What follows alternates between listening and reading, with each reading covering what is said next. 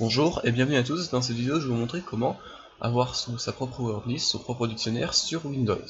Donc en l'occurrence, on est sur Windows 7. Donc c'est parti.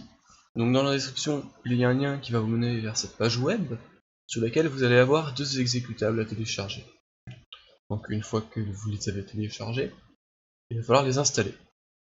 Donc le premier, c'est oui, vous choisissez le langage, il n'y a que anglais.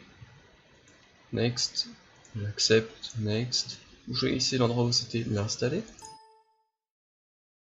Donc ensuite next. Donc ensuite next. Là, vous pouvez choisir de mettre une icône sur le bureau. Donc c'est ce qu'on va faire. Et next. Et install. C'est très facile d'installation.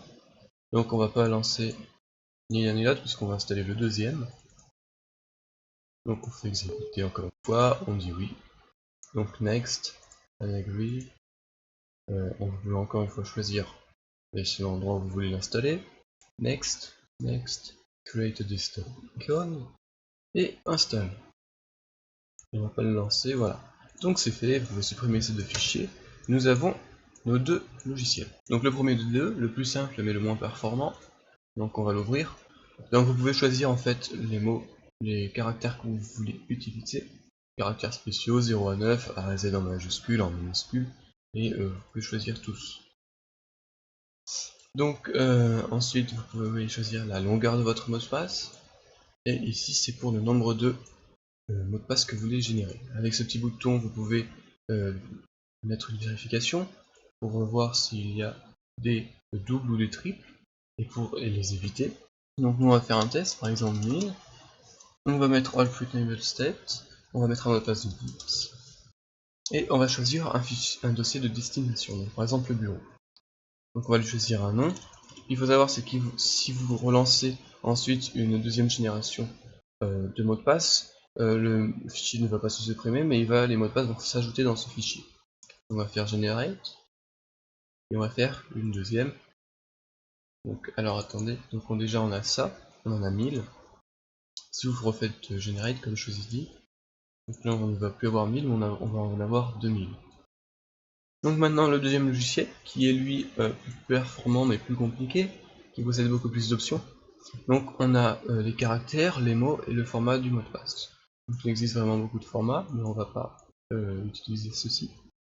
Les mots, donc vous pouvez choisir une liste de mots déjà sur votre ordinateur, en cliquant sur cette icône, elle va apparaître ici et vous pourrez la choisir. Donc vous pouvez spécifier la longueur et combiner les mots avec les caractères donc au-dessus. Donc là vous choisissez le nombre, mais on ne va pas utiliser cette option. Donc là les caractères normaux, donc vous choisissez la taille du mot de passe et vous choisissez l'alphabet, les caractères que vous allez utiliser. Donc, par exemple on va choisir ça, on va choisir un mot de passe de 20 caractères. Donc là vous allez choisir le nombre de mots de passe que vous voulez générer, vous choisissez le dossier.